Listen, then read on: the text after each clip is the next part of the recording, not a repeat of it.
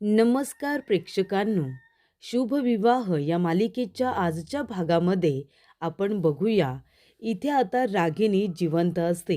तिला भेटण्यासाठी त्या ठिकाणी पौर्णिमा आलेली असते. पौर्णिमा जेव्हा येते तेव्हा रागिनीने तिला आरती वगैरे दिलेली असते. तेव्हा प्रेक्षकांनो, पौर्णिमा विचारते, कशात तुम्ही? तेव्हा इथे रागिनी म्हणत असते की मी जिवंत आहे.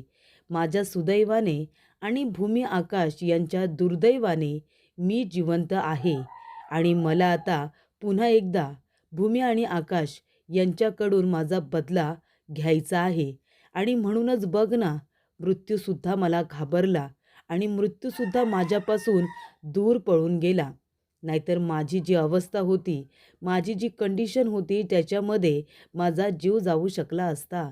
कारण प्रेक्षकांनो, ज्या पद्धतीने इथे भूमी आणि आकाश यांच्या हातातून चुकून का होईना पण हा गुन्हा घडला होता आणि त्यानंतर इथे रागिनीला एका टाकीमध्ये टाकण्यात आलं होतं.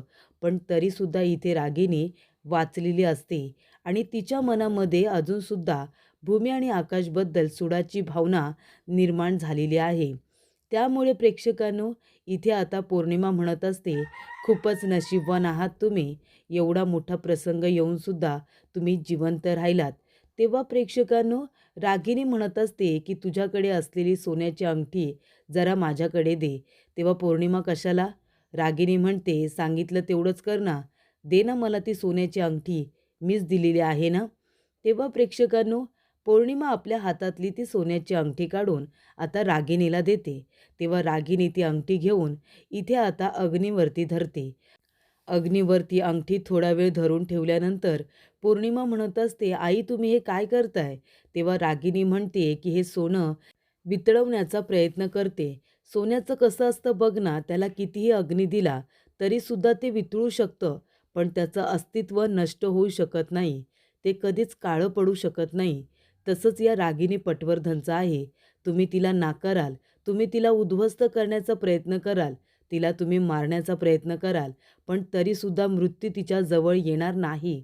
मृत्यूसुद्धा तिला घाबरून पळून जाईल आणि तसंच काहीसं माझ्या बाबतीतसुद्धा झालं. कारण का, भूमी आणि आकाश यांनी जरी मला मारण्याचा प्रयत्न केला होता आणि मारलंसुद्धा होतं, पण तरीसुद्धा मी जिवंत राहिले आणि अशी जिवंत राहिले ना, की त्यांच्याकडून बदला घेण्याची भावना नेहमी माझ्या मनामध्ये धगधगत राहिली. तेव्हा पौर्णिमा म्हणते, पण तुम्ही जिवंत कशा काय राहिलात? तेव्हा रागिनी म्हणत असते, की जेव्हा मला टाकीत टाकण्यात आलं, त्यानंतरला मी शुद्धीवरती आले. मला मृत्यूसुद्धा घाबरला आणि तो मला मुजरा करून पळून गेला. तसंच काहीसं माझ्या बाबतीतसुद्धा घडलं होतं.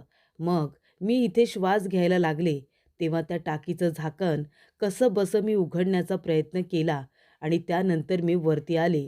वरती आल्यानंतर मला श्वास घ्यायला त्रास होत होता.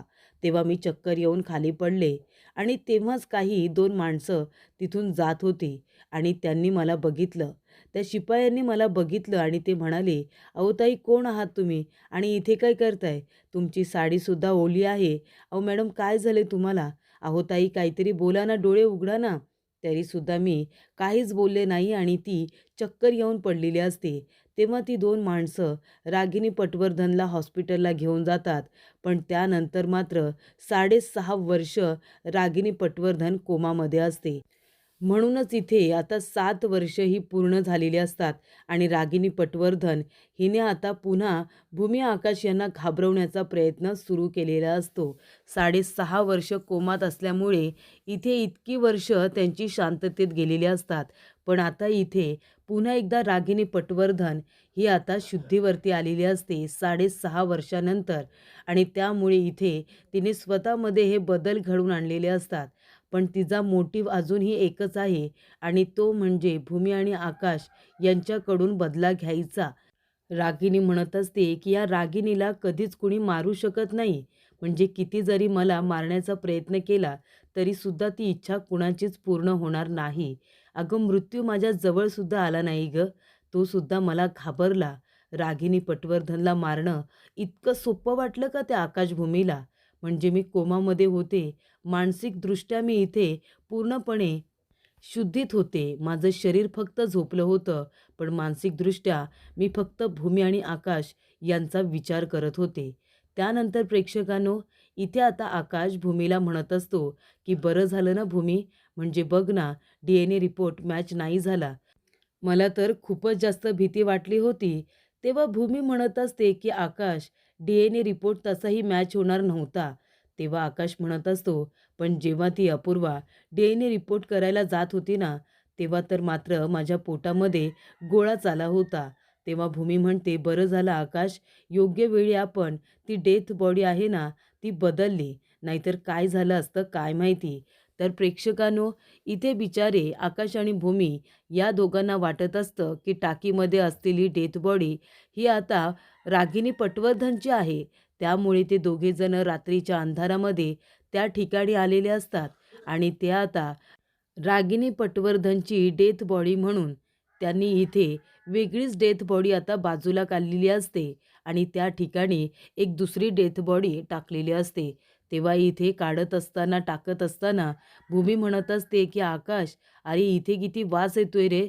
तेव्हा आकाश म्हणतो, "हो ना, एक काम कर भूमी, आता ना मी खाली जात नाहीये. ते डेथ बॉडी तू माझ्याकडे इथेच दे. तो सांगाडा वगैरे आहे ना, तो इथेच दे, मी इथूनच तो आतमध्ये टाकतो." तेव्हा प्रेक्षकांनो, इथे आता आकाश तो सांगाडा वरूनच खाली टाकत असतो. तेव्हा भूमी विचारत असते, की "आकाश, पण हे सगळं तू कसं मॅनेज केलंस रे? हा सांगाडा वगैरे तुला कोणी दिला?" तेव्हा आकाश म्हणत असतो, "अगं मेघनेच मला एका माणसाचा नंबर दिला होता आणि मला सांगितलं होतं, की ह्या माणसाला फोन कर. तो प्रत्येक काम करत असतो. पैसे घेतो, पण काही ना काहीतरी जुगाड करतो आणि माणसांना मदत करत असतो. त्याच माणसाला फोन करून मी त्याच्याकडून हा सांगाडा मिळवलेला आहे." असं आकाश आता भूमीला सांगतो आणि म्हणत असतो, की "आता लवकरात लवकर चल. आपल्याला हा आत्याचा जो सांगाडा आहे ना, तो कुठेतरी आपल्याला लपवून ठेवावा लागणार आहे. काहीही झालं तरीसुद्धा अपूर्वाच्या हाती लागता कामा नये. नाहीतर तिने जर DNA टेस्ट त्या सांगाड्याबरोबर केली, तर तिला कळेल, की तो रागिनी आत्याचा सांगाडा आहे आणि ती लगेचच्या लगेच आपल्याला अरेस्ट करेल." तेव्हा भूमी म्हणते, "नाही आकाश, तसं अजिबात होणार नाहीये. तो सांगाडा आता आपण दुसऱ्या ठिकाणी ठेवलाय, पण आपल्याला तिथून सुद्धा तो हलवावा लागेल. काहीही झालं तरीसुद्धा त्या अपूर्वाच्या हाती रागिनी आत्यांचा सापळा लागता कामा नये. नाहीतर ते आपल्याला 1 मिनिटसुद्धा लावणार नाही अरेस्ट करायला. त्या अपूर्वाचा आपल्यावरती खूपच जास्त राग दिसतोय आणि लक्षसुद्धा ठेवून आहे ती आपल्यावरती." तेव्हा भूमी म्हणत असते, की "आकाश, खरं सांगू का? मी खरंच खूप घाबरले होते. जर तिथे तो अत्यंत सांगाडा असता आणि त्याच्याबरोबर DNA टेस्ट करण्यात आली असती, तर माझा तर जीवच गेला असता. आत्तापर्यंत हे सत्य आपण लपवून ठेवलंय, ते कुणाच्याही समोर येता कामा नये." तेव्हा आकाश म्हणत असतो, की "आपल्याकडून जी चूक झाली आहे ना, ती आपण जाणून-बुजून केली नव्हती. जे काही घडलं ते चुकून घडलं होतं. त्यामुळे देवीआईसुद्धा आपल्याबरोबर आहे. देवीआई कधीच आपल्याबरोबर काही वाईट होऊ देणार नाही." त्यानंतर प्रेक्षकांनो, इथे आता रागिनी पटवर्धन इथे पौर्णिमाला एका रूममध्ये घेऊन आलेली असते. तिथे एक हॉस्पिटलमधली खाट असते आणि तिथे एक ट्रे असतो. तेव्हा इथे पौर्णिमा म्हणत असते, "आई, ही तर हॉस्पिटलमधली खाट आहे ना?" तेव्हा इथे रागिनी म्हणते, "हो ना, हॉस्पिटलमधील खाट आणि हा ट्रे हे दोन्हीसुद्धा माझे मित्र झालेले गं तिथे. म्हणजे बघ ना, या खाटेवरती गेली 6.5 वर्ष मी झोपले होते आणि हा ट्रे याच्यामध्ये माझे औषधं गोळ्या असायच्या. म्हणून यांच्याबरोबर माझी छान मैत्री झाली होती. म्हणूनच ही खाट आता काही दिवसांपूर्वीच मी इथे मागून घेतलेली आहे. कारण किती आणि काहीही झालं तरीसुद्धा या खाटेने मला जीवनदान दिलं. मला मरू दिलं नाही आणि हा ट्रे माझ्यासाठी ही खाट आणि हा ट्रे हे दोन्हीसुद्धा अगदी देवापेक्षा कमी नाही आहेत. यांनी मला खरं तर जीवनदान दिलेलं आहे." तेव्हा प्रेक्षकांनो, इथे आता रागिनी त्यांच्या पाया वगैरे पडत असते. कारण त्या खाटवरती ती गेली 6.5 वर्ष झोपली होती कोमात असल्यामुळे आणि त्या ट्रेमध्ये ती जी औषधं होती. तेव्हा इथे पौर्णिमा म्हणत असते, की "आई, तुम्ही इथे शारीरिकदृष्ट्या कोमात होतात आणि मी त्या घरामध्ये मानसिकदृष्ट्या कोमातच होते. म्हणजे बघा ना, तुम्ही इथे निश्चित पडून होतात आणि त्या घरामध्ये मी एका लाशेप्रमाणे इकडे-तिकडे जिवंत असून सुद्धा फिरत होते." त्यामुळे प्रेक्षकांनो, इथे पौर्णिमा म्हणत असते, की "माझी सुद्धा अवस्था काही चांगली नव्हती." तेव्हा पौर्णिमा म्हणत असते, "आई, पण तुम्ही कोमातून बाहेर कशा आलात हो? 6.5 वर्ष तुम्ही जर झोपला होतात, तर कोमातून बाहेर कशा आलात तुम्ही?" तेव्हा इथे रागिनी म्हणत असते की एक मुलगी इथे आली आणि तिने काय केलं, आपल्या मोबाईलवरती तिने प्रेम म्हणजे काय त्याबद्दल एक असंच आता स्पीच लावली होती. त्याच्यामध्ये प्रेमाबद्दल काही गोष्टी सांगण्यात आल्या होत्या आणि भूमी आणि आकाश यांचा त्याच्यामध्ये उल्लेख झाला, की इथे भूमी आणि आकाश यांचं प्रेमसुद्धा असंच आहे, तसंच आहे. बरीचशी माहिती दिली जात होती.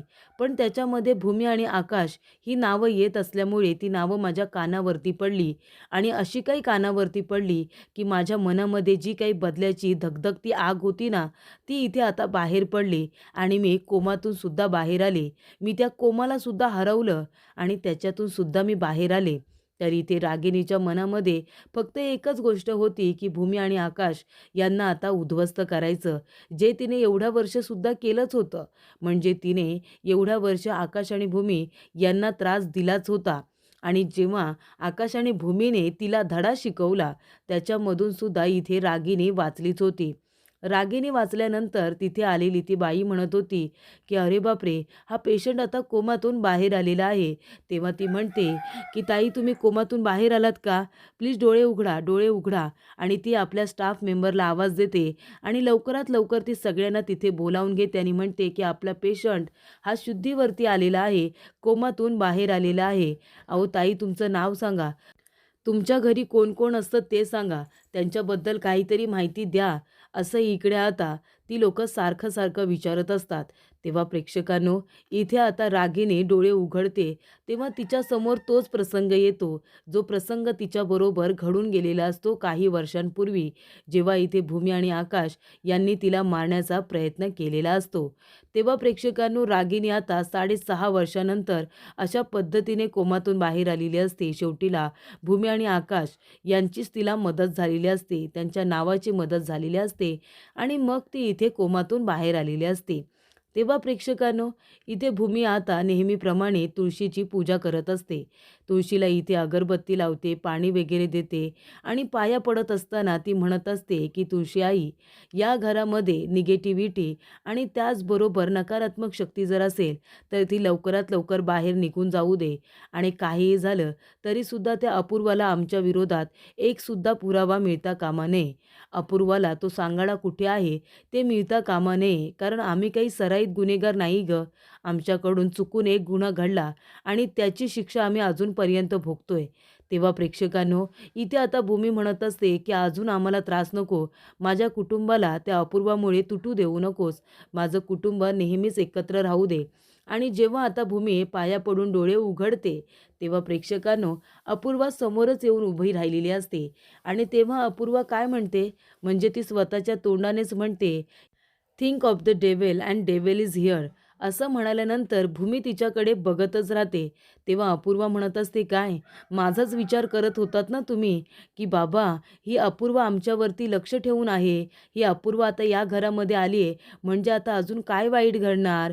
ही आम्हाला अजून कसा त्रास देणार, बरोबर ना? ही आमच्या बाबतीत अजून काय-काय विचार करते, असंच तुम्ही बोलत होतात ना, की अपूर्वा हरली पाहिजे, ती जिंकता कामा नये. तेव्हा भूमी म्हणत असते, "का गं? तुला सतत असं का वाटतं, की मी तुझ्याबद्दलच विचार करते? आणि काय गं अपूर्वा, तू स्वतःच्या तोंडाने स्वतःला राक्षस म्हणतेस का?" तेव्हा अपूर्वा म्हणते, "हो, कारण मी तुमच्या आयुष्यामधली राक्षसच आहे ना. तुम्हाला वाटतं तसं?" तेव्हा भूमी म्हणते, "हो का? म्हणजे तू या घरामध्ये राक्षस आहेस, असं तू मान्य करतेस ना? पण कसं आहे ना अपूर्वा, प्रत्येक वेळेला आम्ही तुझाच विचार करतो, तुलाच महत्त्व देतो. असा जो काही तुझा गैरसमज आहे ना, तो तू बाजूला काढून टाक. कारण आमच्याकडे तेवढा वेळ नाही आहे, कळलं ना?